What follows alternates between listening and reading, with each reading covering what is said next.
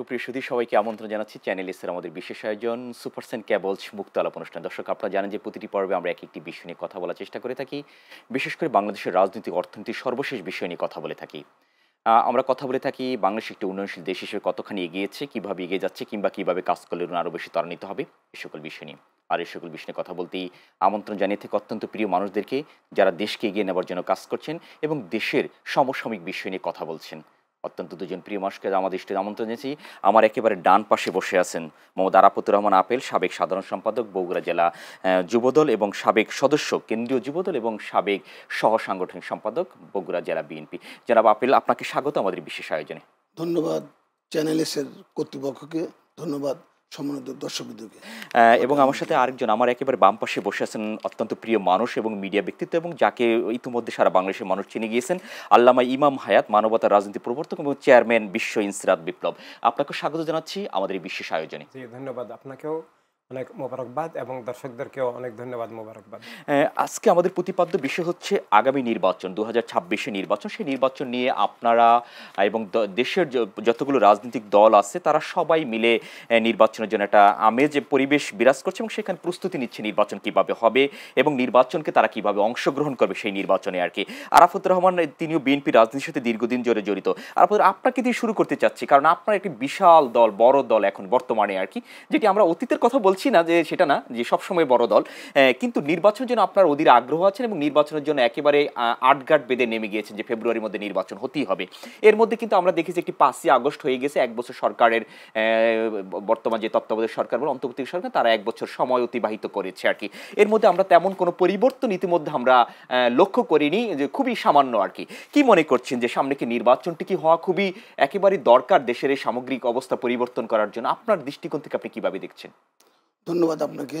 আপনি জানেন বাংলাদেশের জাতীয়তাবাদী দল বিএনপি একটা বৃহৎ বড় সংগঠন, নিশ্চয়ই, সেটি আমরা অস্বীকার করছি না। এবং আপনারা এটাও জানেন বিগত 17 বছর মাঠে থেকে সরাসরি আন্দোলন করেছে একমাত্র বিএনপি। এই আপনারা যে বললেন একটু আগে যে 5ই আগস্ট তো একদিনে তৈরি হয়নি। 5ই আগস্টের মাঠটা তৈরি করেছে আসলে বিএনপি। দীর্ঘদিন মাঠে আন্দোলন সংগ্রাম করেছে বিএনপির, লক্ষ লক্ষ নেতাকর্মীদের নামে মামলা হয়েছে, জেল জুম খেটেছে, গুম করেছে অনেকে, এখন পর্যন্ত গুম হয়ে আছে, যাদেরকে এখন পর্যন্ত খুঁজে পাওয়া যাচ্ছে না। মানে বিএনপির এই আন্দোলনের মাঠে সবচেয়ে বেশি ভূমিকা রেখেছেন, এবং এটা সরাসরি ভাবে আমাদের প্রিয় নেতা বিএনপির ভারপ্রাপ্ত চেয়ারম্যান জনাব তারেক রহমানের নির্দেশেই এই 5ই আগস্ট সফল হয়েছে বলে আমি এটা মনে করি, বিশ্বাস করি। আর ছাত্রদের যে আন্দোলন ছিল, কোটা আন্দোলন, এই কোটা আন্দোলন থেকে যখন এক দফা আন্দোলন চলে যায় সরকার পতনের আন্দোলনের যে প্রথম শুরুটা, হয়তো ছাত্ররা প্রথম যে শুরুটা তারা হয়তো শুরু করেছে, কিন্তু মূলত এই আন্দোলনটা পরিপূর্ণতা নিয়ে আসছে বিএনপির ছাত্রদল, যুবদল, স্বেচ্ছাসেবক দল, বিএনপির অঙ্গ সংগঠন সহ। শেষে বিএনপি যখন মাঠে নামছে, তার সঙ্গে দেশের সাধারণ জনগণ যখন নেমে পড়ছে, তখনই 5ই আগস্ট সফল করার যে একটা মানে আনন্দ, তখনই এটা সাকসেস হয়েছে 5ই আগস্ট। সেটি হচ্ছে যে আপনারা কিন্তু গত এক বছরে কিন্তু বিভিন্ন ধরনের কিন্তু অপরাধের সাথে কিন্তু আপনাদের দল, কিন্তু দলের নেতাকর্মীরা অনেক কিন্তু জড়িয়ে গিয়েছে এবং দলের অনেক বদনামও ইতোমধ্যে কুড়িয়েছে আর কি। সেটিকে লাঘব করার জন্য আপনারা চেষ্টা করছেন আর কি। এটিকে আগামী নির্বাচন কোনো প্রভাব পড়বে কি না? আপনি জানেন যে বিএনপি একটি বৃহৎ সংগঠন, এখানে যে মাঝে মধ্যে অনেক সময় ভুয়া ফেক আইডি এবং ভুয়া বিভিন্ন জায়গা থেকে বিএনপিকে অপবাদ দেওয়া হচ্ছে যে বিএনপি আপনার চাঁদাবাজির সঙ্গে জড়িত, বিভিন্ন অপকর্মের সঙ্গে জড়িত। আসলে সঠিক না। আপনি যখন মূলত খবর নিয়ে দেখবেন যে একটা মূল গোড়া তারা ছাত্রলীগের, তারা যুবলীগের এবং আরও অনেক সংগঠন আছে যাদের নাম আমি বলতে চাচ্ছি না। আসলে বিএনপিকে একটা মানে সাময়িকভাবে বিএনপি এত জনপ্রিয়তা, বর্তমানে এই জনপ্রিয়তা নষ্ট করার জন্য বিভিন্ন ফেক আইডি, বিভিন্ন মিথ্যা তথ্য এই প্রচার করছে। এটা আপনারা জানেন দেশবাসী জানেন। না কিন্তু সব ছাত্রলীগ যুবলীগ এখন কিন্তু মাঠে নেই, কিন্তু আপনি ছাত্রলীগ- তাদেরকে এখন কিভাবে তা দায়ভার ছাত্রলীগ দিচ্ছেন? যুবলীগ মাঠে নেই, হ্যাঁ। কিন্তু ছাত্রলীগ যুবলীগের সাথে যারা জড়িত ছিল, যাদের কোনো পদ পদবি ছিল না, তারা যত অপকর্ম শুধু শুধু তারাই করছে। এখানে আমাদের বিএনপি, ছাত্রদল, যুবদল, স্বেচ্ছাসেবক দল বা বিএনপির কোনো পদধারী নেতা কোনো প্রকার চাঁদাবাজি বা কোনো প্রকার সন্ত্রাসী কোনো প্রকার সাথে জড়িত নয়। বিএনপি একটি বৃহৎ রাজনৈতিক দল এবং আপনারা কিন্তু অনেকগুলো নির্বাচন আমরা দেখেছি, গত কয়েকটি নির্বাচন অংশগ্রহণ করেনি, কিন্তু বগুড়ার যে আপনাদের 7টি সিট ছিল সেখানে কিন্তু আমরা দেখেছি যে 7টি সিটই কিন্তু আওয়ামী লীগের দখলে ছিল গত প্রায় 3টি নির্বাচনে আর কি। সেটি আপনি কিভাবে দেখছেন, যে এটি কি জনগণ কি ভোটের মাধ্যমে সেটি হয়নি নাকি? আপনারা জানেন যে বগুড়াকে বিএনপির ঘাঁটি বলা হয়, গোপালগঞ্জের মতো। মানে বগুড়াকে বিএনপি ঘাঁটি বলে, কারণ বগুড়া 7টি আসনই বিএনপির, আজও বিএনপির। এবং মাঝখানে যে আপনি বলছেন যখন বিএনপি ভোট থেকে সরে আসছে, যখন আপনি দেখেছেন দিনের ভোট রাতে হয়েছে, ঠিক সেই মুহূর্তে বগুড়ার 2-1টা আসন আওয়ামী লীগ পেয়েছে। আর যে কটা ভোটে আমাদের বিএনপি পার্টিসিপেট করেনি, অংশগ্রহণ করেনি, ঠিক সেই সময়গুলো আওয়ামী লীগ ওই 7টি আসনের মধ্যে তারা আসন পেয়েছে।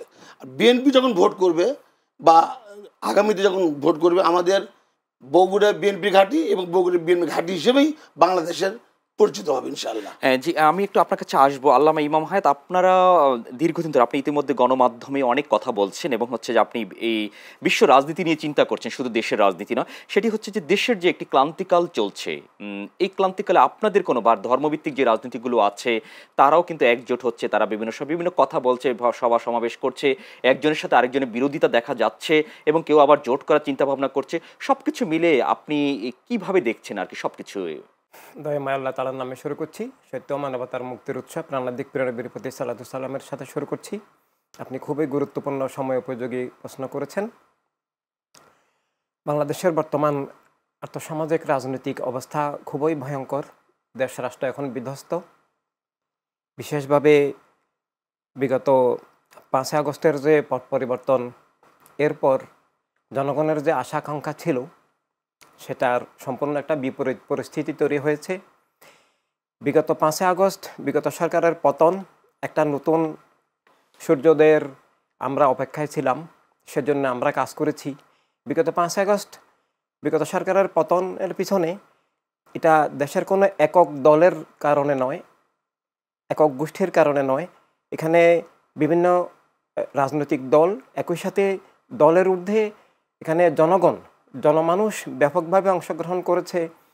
যখন দেখেছে যে হত্যাকাণ্ড হচ্ছে এবং বিগত সরকারের প্রতি মানুষের একটা ক্ষোভ ছিল যে প্রশাসনের নির্বাচন হচ্ছিল, গণতন্ত্র ছিল না, বিভিন্ন কারণে আমরা বিক্ষুব্ধ ছিলাম।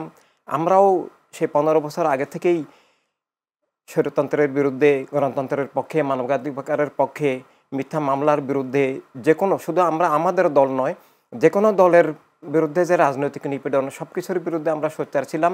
কিন্তু 5 আগস্ট জনগণের আশা আকাঙ্ক্ষার সাথে বিশ্বাসঘাতকতা হয়েছে। আমরা দেখেছি যে অন্তর্বর্তী সরকার এসেছেন, আমরা আশা করেছিলাম, যেটা অনিবার্য প্রয়োজন ছিল, শুধু আমাদের আশা নয়, যে গণতন্ত্রের লক্ষ্যে জনগণ কোনো একক দলকে ক্ষমতাসীন করার জন্য নয়, কিংবা কোনো একক দলের ডাকেও কেউ আসে নাই, বা কোনো 5 আগস্টের যে আন্দোলন, এর আগের যে জুলাই আন্দোলন, সেটা কোনো একক দল বা একক ব্যক্তির ডাকে কেউ আসেনি। জনগণ স্বতঃস্ফূর্তভাবে এসেছে।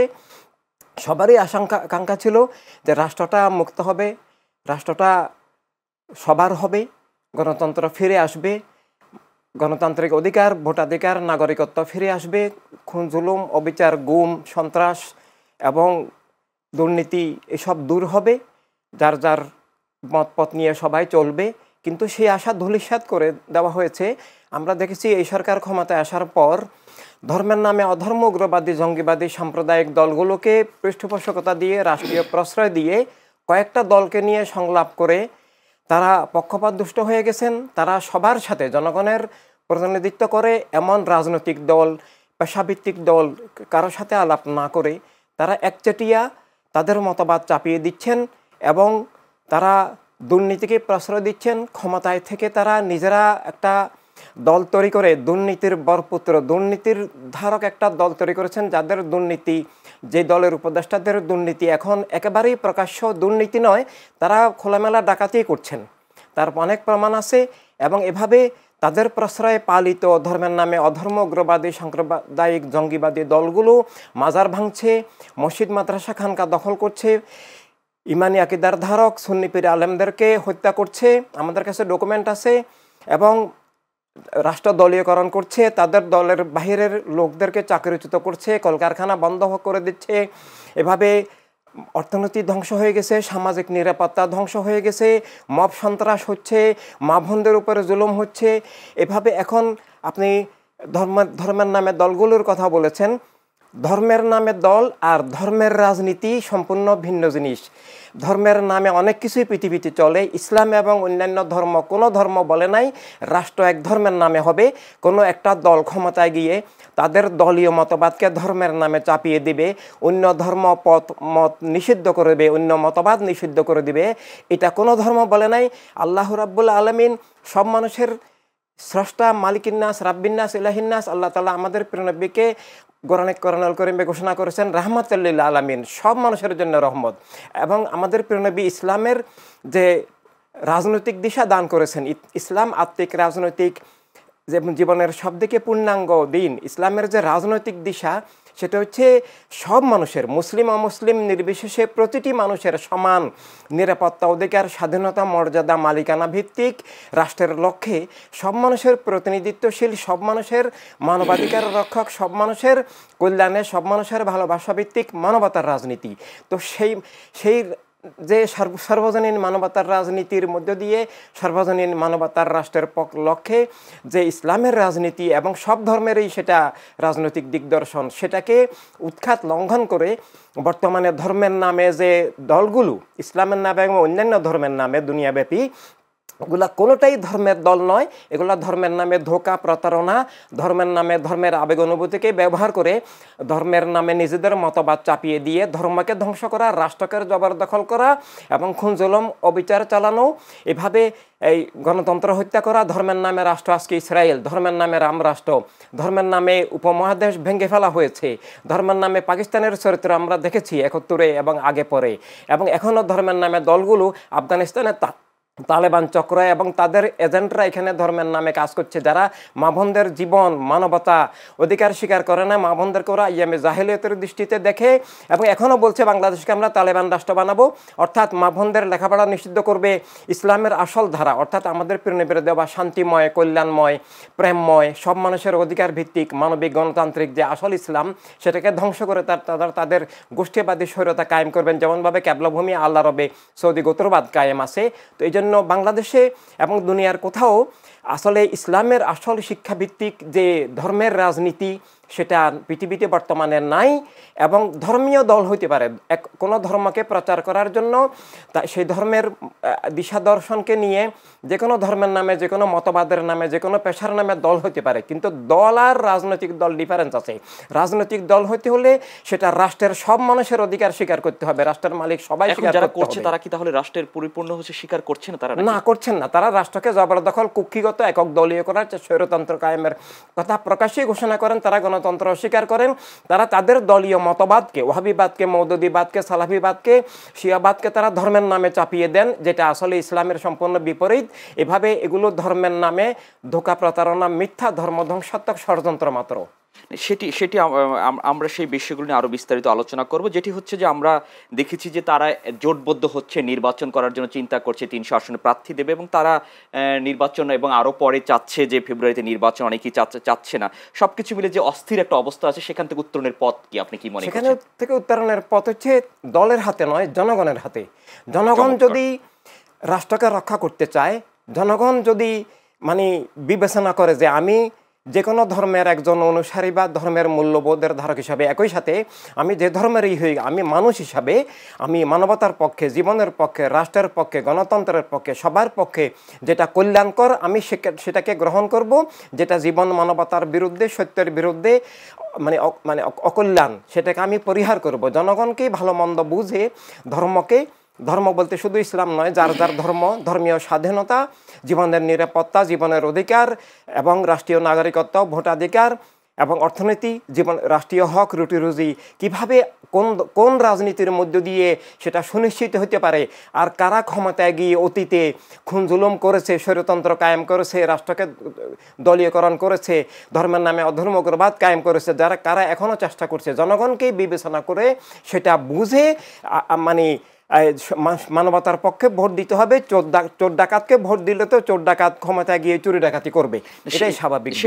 সেটি জনগণ এবার হচ্ছে গত কয়েক বছরের তারা যেটি দেখেছে সেখান থেকে তারা হয়তো বা এই বিষয়টি শিখবে। এবং হচ্ছে জনাব আরাফাতুর রহমান, একটি বিষয় হচ্ছে যে আমরা দেখেছি নির্বাচনের একেবারে সন্নিকটে সেই নির্বাচন নিয়ে আপনাদের দৌড়ঝাঁপ রয়েছে এবং আপনারা চেষ্টা করছেন যে আপনাদের আসল প্রার্থীগুলো যারা ত্যাগী ছিল তাদেরকে মূল্যায়ন করার জন্য আর কি, সেটি কতটুকু করবে বলে আপনি মনে করছেন আপনার জায়গা থেকে? বিশেষ করে আপনারা যারা বলছেন নির্যাতন, কারাভোগ এবং হচ্ছে যে বিভিন্ন মানে পালিয়ে থাকা এবং গুম হত্যার সাথে মানে নির্যাতনের শিকারও হয়েছিলেন, কি মনে করছেন? যে আপনারা জানেন যে বিএনপির বৃহৎ সংগঠন, এখানে আপনার 300 আসনের জন্য বিএনপি অলরেডি প্রস্তুত। মানে আমরা তো চেয়েছিলাম যে ডিসেম্বরের, এই বছরের ডিসেম্বরের মধ্যে ইলেকশন জন্য হয়ে যায়। যাই হোক, বর্তমান সরকারের প্রধান উপদেষ্টা উনি ঘোষণা করেছেন 12ই ফেব্রুয়ারি 2026 সাল নির্বাচন হবে। এই নির্বাচনে আমরা সহ বাংলাদেশের যারা নিবন্ধিত দল সবাই অংশগ্রহণ করবে। বিএনপি যেহেতু একটা বড় দল, এখানে প্রত্যেকটা আসনে 3 জন 4 জন করে ক্যান্ডিডেট তো থাকবেই। এখানে যদি দেখা যায় 1000-1200 যদি ক্যান্ডিডেট হয়, সেখান থেকে নির্বাচন করবে 300 জন। আর যারা বাকি থাকবে তাদেরকে আমাদের দলের ভারপ্রাপ্ত মাননীয় চেয়ারম্যান সাহেব হয়তো বা উনি বিভিন্ন জায়গাগুলো দিবে, পদ দিবে, পদবি দিবে, যার যে অবস্থান ঠিক তাকে সেই জায়গায় বসাবে, কাউকে বাদ দিবে না। তিনি বলেছেন হয় এমপি না হলে পদ। আর যারা ত্যাগী নেতাদের তো মূল্যায়ন করতেই হবে। যারা জেল জুলুম খেটে, যারা হয়রানির শিকার হয়ে, যারা জীবন দিয়ে এই 5ই আগস্ট সাকসেস করেছে, যাদের অনেকের হাত নেই, অনেকের চোখ নেই, অনেকের পা নাই, এই ধরনের, এবং যারা এই পিছ থেকে যারা নেতৃত্ব দিয়েছে, যারা দলের সামনে থেকে গুলিকে উপেক্ষা করে নেতৃত্ব দিয়েছে, অবশ্যই তাদের দল তাদেরকে মূল্যায়ন করবে। সেটি আরেকটি বিষয় হচ্ছে যে মব সৃষ্টি হচ্ছে সারা দেশে, আমরা দেখেছি। এটি নিয়ে কিন্তু মানুষের মধ্যে কিন্তু একটু বিরূপ প্রতিক্রিয়া বিএনপির জন্য সৃষ্টি হয়েছে। আপনি বলছেন অনেকে করে বিএনপির নাম দিচ্ছে, কিন্তু অনেক জায়গায় বিএনপির কর্মীরা যে করছে এরকম কিন্তু প্রমাণ কিন্তু আমরা দেখতে পেয়েছি না। আসলে এই মব তৈরি বা মবের যে কার্যক্রম, এটা ব্যর্থতা বর্তমান সরকারের। বিশেষ করে আমি মনে করি স্বরাষ্ট্র উপদেষ্টা যিনি আছেন এবং মাননীয় যিনি এখন বর্তমান আইজিপি আছেন, পুরোপুরি তাদেরকেই মানে এটা স্বীকার করতে হবে। কারণ আইন শৃঙ্খলার দায়িত্ব পুরো দেশকে নিয়ন্ত্রণের মধ্যে রাখা। মব যখন মানে বিভিন্ন জায়গা থেকে আমরা দেখছি, বিভিন্ন জায়গা থেকে মব মানে করছে, এটা যদি সরকার যদি কঠিন হাতে প্রথম দিকে দমন করতো, তাহলে এই দ্বিতীয়, তৃতীয়, চতুর্থ এরকম মব আর তৈরি হতো না। আমি মনে করি এই ব্যর্থতার দায় স্বীকার করে তাদেরকে পদত্যাগ করা উচিত। কারণ এটা এমন এক পর্যায়ে যাচ্ছে, এটা যদি পুরোপুরি সরকার কন্ট্রোল না করতে পারে, পুলিশ যদি কন্ট্রোল না করে, এটার দিন দিন বেড়েই চলবে। আর আপনি যেটা বললেন যে বিএনপির ছাত্র দলের, যুব দলের, এটা সম্পূর্ণ একটা মানে ফেক দিয়ে বিএনপির বর্তমানে জনপ্রিয়তা নষ্ট করার মানে এখানে বর্তমানে জনপ্রিয়তা নষ্ট করার চেষ্টা করছে, আর কিছুই না।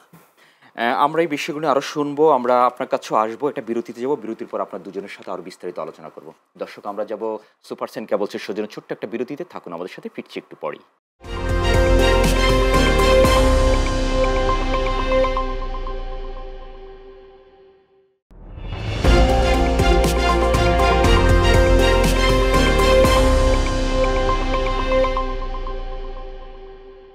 বিরতির পর সবাইকে আমন্ত্রণ জানাচ্ছি সুপারসেন কেবলস মুক্ত আলাপ অনুষ্ঠানে। অত্যন্ত দুজন প্রিয় মানুষ আমাদের সাথে আছেন বিএনপি রাজনীতির সাথে জড়িত আরাফাতুর রহমান আপেল এবং আল্লামা ইমাম হায়াত। আপনার কাছেও হচ্ছে চেয়ারম্যান বিশ্ব ইনসিরাত বিপ্লবের।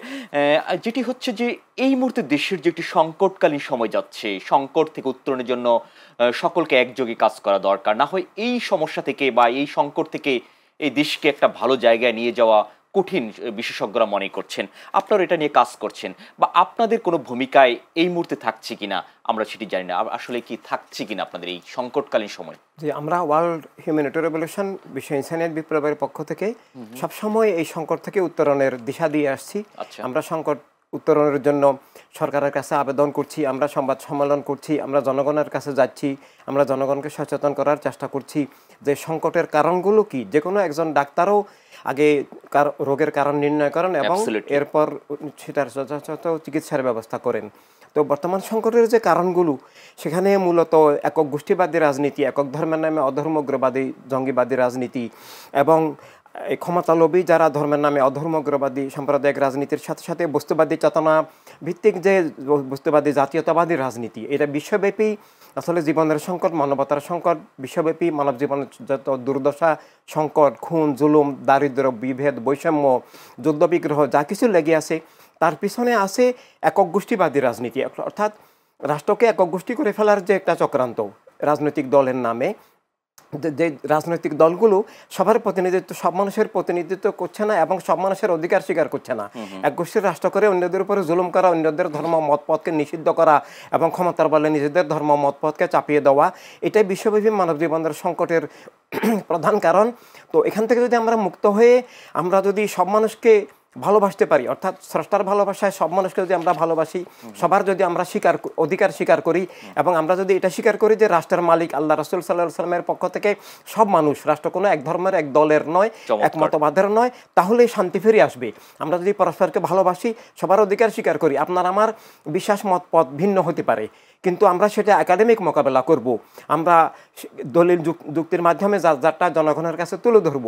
কিন্তু সেটা যদি আমরা বন্দুক দিয়ে, ক্ষমতার বলে কিংবা দাঁসুরে দিয়ে সন্ত্রাসের মাধ্যমে চাপিয়ে দেওয়া বা নিষিদ্ধ করা, অন্যের অধিকার অস্বীকার করার চেষ্টা করি, তাহলে তো কখনো শান্তি আসবে না। তাই মানবতা রাজনীতির মধ্যে দিয়ে মানবতা রাষ্ট্র প্রতিষ্ঠা করতে পারলেই, মানবতার দুনিয়া প্রতিষ্ঠা করতে পারলে দুনিয়াতে শান্তি আসবে, খুন জুলুম অবিচার সন্ত্রাস পাশবতা দারিদ্র স্বৈরতা দূর হয়ে যাবে ইনশাল্লাহ। সেটি হচ্ছে যে আপনাদেরকে আরেকটু বেশি জনগণকে সচেতনতা করা দরকার, বা হচ্ছে যে একটু মাঠে ময়দানে গিয়ে মানুষকে বোঝানো দরকার, যেটি হচ্ছে যে কারণ এই দেশটি কিন্তু আমাদের সকলে যদি আমরা যদি সেই জায়গা থেকে দেশের যদি দেশ মাতৃকার জন্য যদি কাজ না করি, তাহলে আমরা দেশটিকে একটা সুন্দর জায়গায় নিয়ে যেতে পারবো না। এটা কি আপনাদের কোনো পরিকল্পনা রয়েছে কিনা আগামী দিনগুলোতে?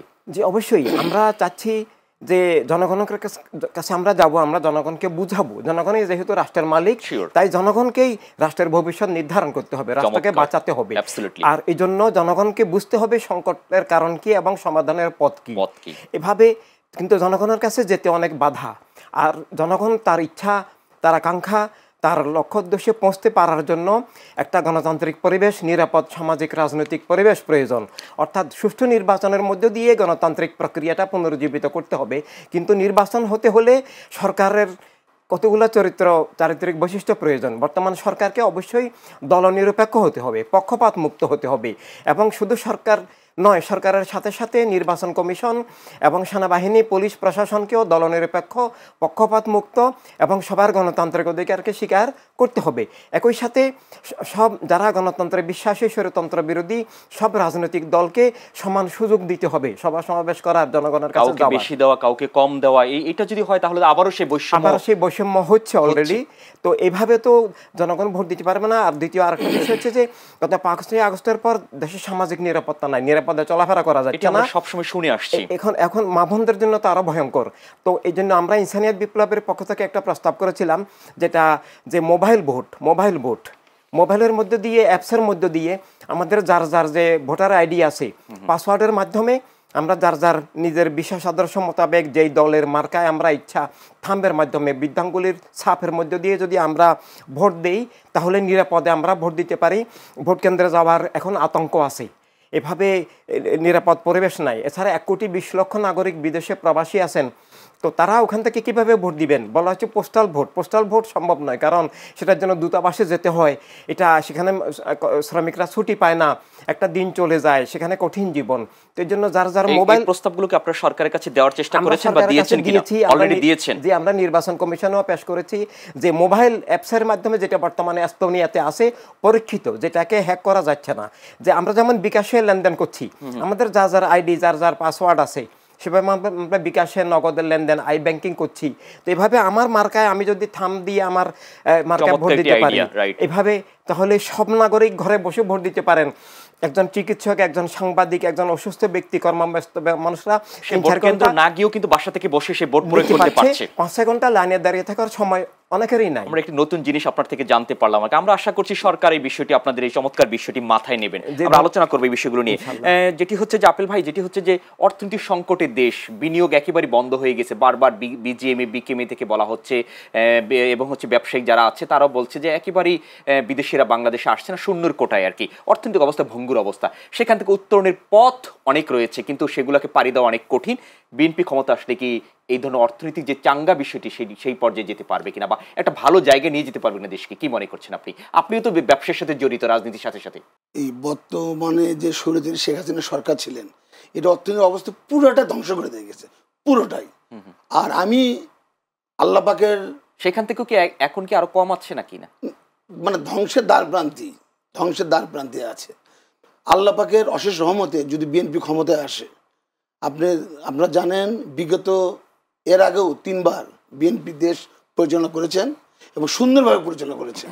বিএনপি যদি ক্ষমতায় আসে, আমার মনে হয় এই যে অর্থনৈতিক যে ভণ্ডুল অবস্থায়, ভাঙ্গা অবস্থায়, এটা একমাত্র বিএনপি দিয়েই সম্ভব যে পুনরায় দেশকে অর্থনৈতিকভাবে চাঙ্গা করা। কারণ 3 বার দেশ পরিচালনা করার অভিজ্ঞতা আছেন এবং এই দেশকে কোন কোন জায়গায় কোন কোন সেক্টরে কাজ করলে দেশের উন্নয়ন হবে, এটা আমি মনে করি যে বিএনপি একমাত্র এই দেশকে খুবই তাড়াতাড়ি ডেভেলপ করতে পারবে। সেটা কি দেশের কথা চিন্তা করবে না নিজের পকেটের কথা চিন্তা করবে মাঝে মধ্যে? এটা দেশের কথা চিন্তা করে, আচ্ছা, দেশের মানুষের জন্য, সাধারণ জনগণের জন্য, বিশ্বের বাসীকে। মানে আপনারা জানেন কিছুদিন আগে শ্রীলঙ্কাও এরকম একটা ঘটনা ঘটেছে।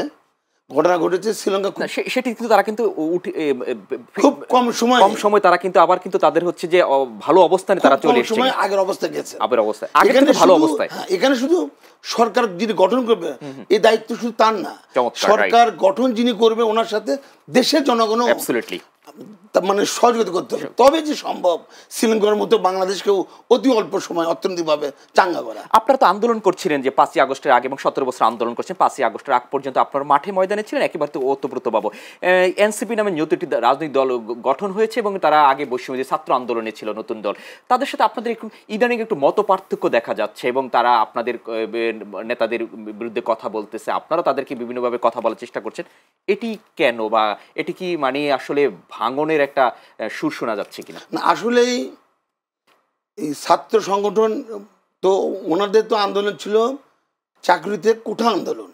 ওই কোঠা আন্দোলনকে কেন্দ্র করে যখন আন্দোলনের নামে, তখন দেশের জনগণ, অন্যান্য ধরনের সাধারণ জনগণ, বিএনপি সহ অনেকে তাদেরকে সাপোর্ট দিচ্ছে, সারা দেশের মানুষই। যেটি হচ্ছে যে আল্লামা ইমাম হায়াত বলেছে, শুধু একটি গোষ্ঠী নয়, প্রত্যেকেই দেশের সবার অংশগ্রহণ করেছে, পার্টিসিপেন্ট ছিল সেখানে।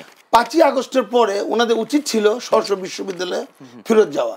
তারা এখন একটা দল করার চিন্তা ভাবনা করছেন এবং অলরেডি তারা দল দাঁড় করেছেন এনসিপি, এবং তারা আবার 300 আসন দেওয়ার চেষ্টা করছেন এবং তারা আবার সরকারি দল হিসেবে মানে তারা যেন গঠন করতে পারে। তারা বলছে যে প্রায় 290 থেকে 80টি আসন তারা পাবে, এরকম কথা বলছে তারা বলছে। আসলে তো আপনি দেখবেন যদি নিরপেক্ষ নির্বাচন হয়, আমার মনে হয় যে তাদের প্রত্যেকটা আসনে আমার তো মনে হয় যে 500 করে লোক খুঁজে পাবে না যে তাদেরকে ভোট দিবে। ওই সময় সাপোর্ট দিচ্ছে, তাদের আন্দোলন ছিল উন্নয়ন আন্দোলন।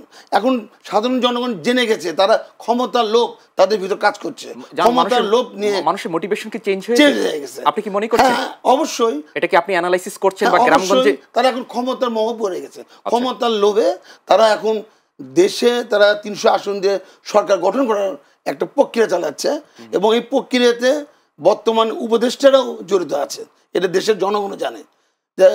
এই জন্য আপনি দেখবেন নিরপেক্ষভাবে যদি বাংলাদেশের নির্বাচন হয়, তাহলে আপনি দেখবেন তাদের অবস্থানটা কি। আপনি কি এটা বলতে চাচ্ছেন যে তারা দল গঠন না করে যেখানে ছিল বৈষম্য ছাত্র আন্দোলন সেখানে থাকলে কি তাদের বেশি ভালো হতো কিনা? সবচেয়ে বাংলাদেশের জনগণের কাছে গ্রহণযোগ্য হতো। আচ্ছা, যে আসলে এরা যে আন্দোলন নিয়ে মাঠে এসেছিল সে আন্দোলন সফল করে তারা সরাসরি জায়গায় ফিরে গেছে, তাহলে বাংলাদেশের জনগণ তাদের প্রতি এই সাপোর্ট, এই ভালোবাসা আমৃত্যু থাকতো। সেটি সেটি হয়তো বা তাদের অন্য কোনো দৃষ্টিকোণ আছে, বা দেশের তারা হচ্ছে যে দেশ পরিচালনা করবে এরকম কোনো চিন্তাও তাদের মাথায় আসছে, সেই থেকেও তারা এটি করতে পারে আর কি। কিন্তু এখন যেই অবস্থা, দেশের অবস্থা, আমরা একটা সুন্দর বাংলাদেশ করার চিন্তা ভাবনা করছি বা সবাই মিলে চেষ্টা করছি, আগের সরকার চলে গিয়েছে এখন আর কি, এটার জন্য কিন্তু সকলকে একযোগে কাজ করা দরকার। কিন্তু আমরা দেখেছি যে একটা ভাঙনের সুর সবার মধ্যে, কেউ কাউকে ওইরকম বরদাস্ত করতে পারছে না। এটি কি আসলে আগামী দিনের বাংলাদেশের জন্য কি কোনো বিরূপ প্রভাব পড়বে কিনা? না, এটা শুধু দেশের মধ্যে চক্রান্ত না, দেশের বাইরে থেকে মনে করছেন বিদেশ থেকেও, দেশের বাইরেও চক্রান্ত চলছে যাতে করে সুষ্ঠু নির্বাচন যেন না হয়। আপনারা জানেন, অনেকে তো বলছে নির্বাচন হতেই দেবে না। না, নির্বাচন তো সাধারণ জনগণ তো নির্বাচন ছাড়া কিছু মানবেও না, কারণ একমাত্র নির্বাচনের মাধ্যমে, সরকার গঠনের মাধ্যমে দেশ পরিচালনা করা সম্ভব। এছাড়া এর বাইরে আন্দোলন সংগ্রাম করেও কি আপনারা নির্বাচন আদায় করে নেবেন? এখন আন্দোলন সংগ্রাম করে নির্বাচন নির্বাচন আমরা নিব, এখন সাধারণ জনগণই মাঠে নামবে যদি নির্বাচন টাইম মতো না দেয়। সাধারণ জনগণই নির্বাচন যে তারা অঙ্গীকার করেছে 12ই ফেব্রুয়ারি 2026, যদি সঠিক টাইম নির্বাচন না দেয়, যেগুলো দলগুলো আছে দলেরা তো নামবে, পাশাপাশি সাধারণ জনগণ সবার আগে নামবে। কারণ তারা দীর্ঘদিনের প্রত্যাশা, দীর্ঘদিন তারা ভোট দিতে পারেনি, দীর্ঘদিন জোর করে ক্ষমতায় ছিল, দীর্ঘদিন তাদের মতামত প্রকাশ করতে পারেনি। এবার সুযোগ এসেছে, আমার বিশ্বাস নির্বাচন হবে এবং সেটা ভালোভাবে ইনশাল্লাহ হবে, এটা আমার বিশ্বাস। সেটি হচ্ছে, ইমাম হায়াত কি মনে করছেন যে আসলে সুষ্ঠু নির্বাচনের কথা আমরা বলছি, যে মানুষের ভোট প্রয়োগের স্বাধীনতা বা ভোট দেওয়া, আপনার যাকে ইচ্ছে আজকে আপনার মার্কা যেটা সেটা বা তার মার্কা যেটা সেটাতে দেওয়ার যেই প্রবণতা বা যেটি দিতে চাচ্ছে, সেই ইচ্ছার যে বহিঃপ্রকাশ, সেটা কি ঘটাতে পারবে? আপনি কতটুকু আশাবাদী আপনার কাছ থেকে বা আপনার দিক থেকে?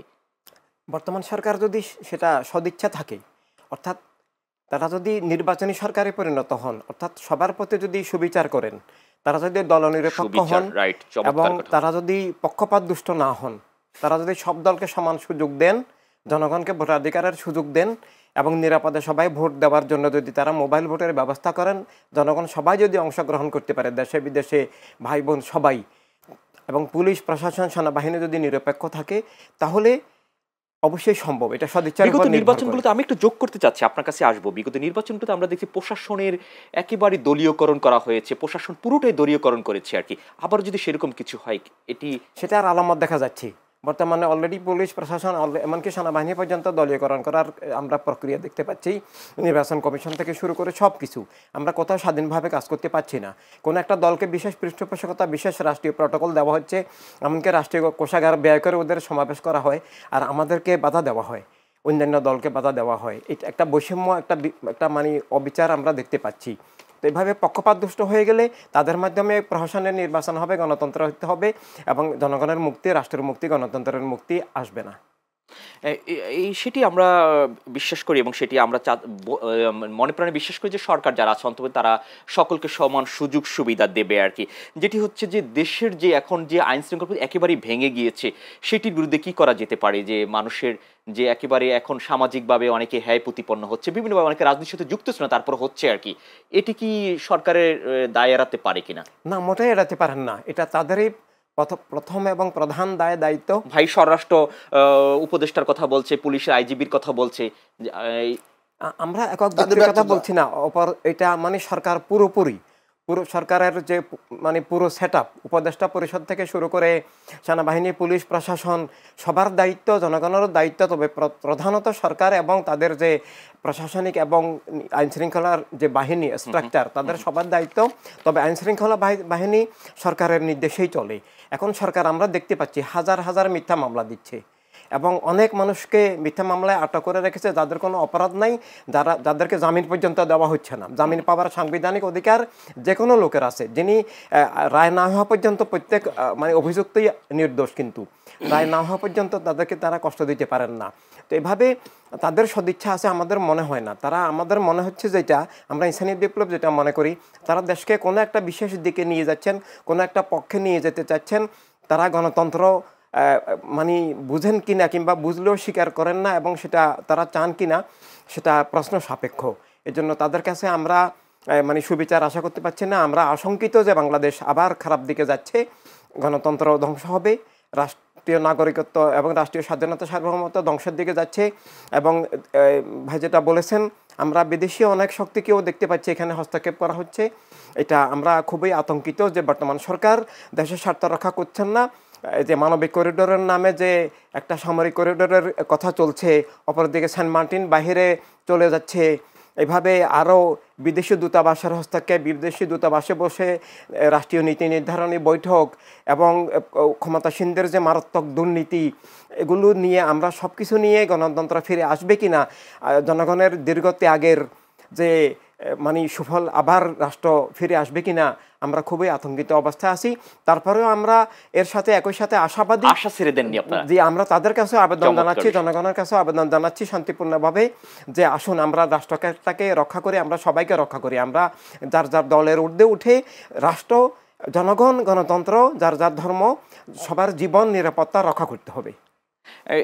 ইনসিরাত বিপ্লব হচ্ছে যে জনগণের কল্যাণে কি করতে চাবে আগামী দিন, অল্প কথার মধ্যে ছোট্ট করে। জনগণের কল্যাণে ইনসানিয়াত বিপ্লব মানবতা রাজনীতির মধ্যে দিয়ে মানবতা রাষ্ট্র প্রতিষ্ঠা করতে চায়, যেখানে সব ধর্মের, সব মত পথের মানুষ সমান ইজ্জত, নিরাপত্তা, স্বাধীনতা, অধিকার নিয়ে চলবেন, যার যার ধর্ম শেষে পালন করবে। অবশ্যই খুন জলম অবিচার দূর হবে, দুর্নীতি দূর হবে, রাষ্ট্রীয় হক সবাই পাবেন, দেশের ন্যায়, শান্তি, ভালোবাসা প্রতিষ্ঠিত হবে।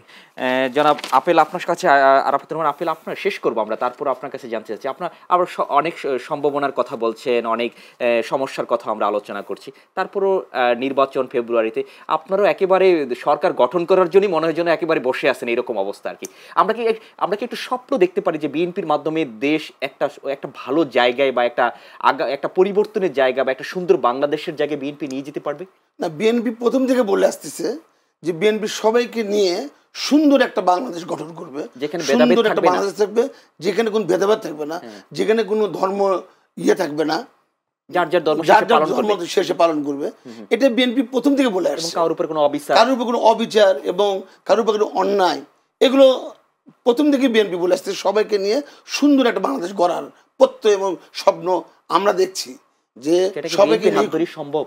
আমার একমাত্রই বিএনপি বাংলাদেশের সবচেয়ে জনপ্রিয় দল, সে আপনি জানেন। সাধারণ জনগণের মাঝেও আপনি জানেন যে বিএনপি একমাত্র সবচেয়ে বেশি জনপ্রিয় এক দল। আর মাঝখানে একটা কথা বাদ পড়েছেন, আমরা কখনো দেখিনি যে কোনো দলকে সরকার এবং সামরিক বাহিনী তাদের ট্যাঙ্কে করে তুলে নিয়ে নিরাপত্তা দিয়ে তাকে নিয়ে যায়, পুলিশ তাদেরকে পাহারা দিয়ে তাদেরকে সমাবেশ করায়। এই প্রথম আমার জন্মের পর দেখলাম এটা। আমি যে আপনি হতাশ যে একটা দলকে সরকার কিভাবে প্রোটোকল দিয়ে তাদেরকে মানে সামনের দিকে এগিয়ে যাওয়ার জন্য চেষ্টা করছে। আমরা আশ্চর্য পেয়ে গেছি। সেদিনের সেই ট্যাঙ্কে ভিতর করে নিয়ে যে তাকে নিরাপত্তা দিয়ে রেখে আসা, তাদের কোনো প্রোগ্রাম হলে পুলিশ মানে শত শত পুলিশ দিয়ে তাদেরকে নিরাপত্তা চাদরে ঢেকে তাদেরকে প্রোগ্রাম সাকসেসফুল করার, এটা তো বাংলাদেশের জনগণ কখনো আশা করেনি। এটা কি বৈষম্য হচ্ছে? না, এটা তো অবশ্যই। কারণ কি, এখানে সবার অধিকার সমান। এখানে আপনিও যে বাংলাদেশের একজন নাগরিক, আপনার যে অধিকার, আমারও অধিকার, একজন নেতা তারও কিন্তু সেম অধিকার। তাহলে আপনার ক্ষেত্রে যা হবে আমার ক্ষেত্রে তো আপনি সেটা করবেন, এটা তাদের হচ্ছে না। একটা বিশেষ একটা গোষ্ঠী, বিশেষ একটা দলকে তারা সামনের দিকে এগিয়ে নিয়ে যাওয়ার জন্য এবং এই পুরো দেশকে তাদের নিয়ন্ত্রণ করার জন্য একটা প্রক্রিয়া চালাচ্ছে, এটা আমরা দেখছি। অনেকগুলো বিষয় নিয়ে আসলে কথা বলা দরকার ছিল, আসলে সময় স্বল্পতার কারণে পারছি না। অন্য একদিন সময় পেলে হয়তোবা এই বিষয়গুলো নিয়ে আরও বিস্তারিত আলোচনা করবে, তখন হয়তোবা এই সংকটগুলো অনেকটা কেটে যেতে পারে আর কি, আমরা আশা করছি আর কি। আল্লামা ইমাম হায়াত, আপনাকে এবং হচ্ছে যে আরাফাতুর রহমান আপেল, আপনার দুজনকে অসংখ্য অসংখ্য ধন্যবাদ আমাদের এই বিশেষ আয়োজনের সময় দেওয়ার জন্য। ধন্যবাদ আপনাকেও, ধন্যবাদ দর্শকদেরকেও অনেক ধন্যবাদ। ধন্যবাদ চ্যানেল এস টিভির কর্তৃপক্ষকে, ধন্যবাদ চ্যানেল এস টিভি দর্শকদেরকে, সবাইকে ধন্যবাদ। আসসালামু আলাইকুম।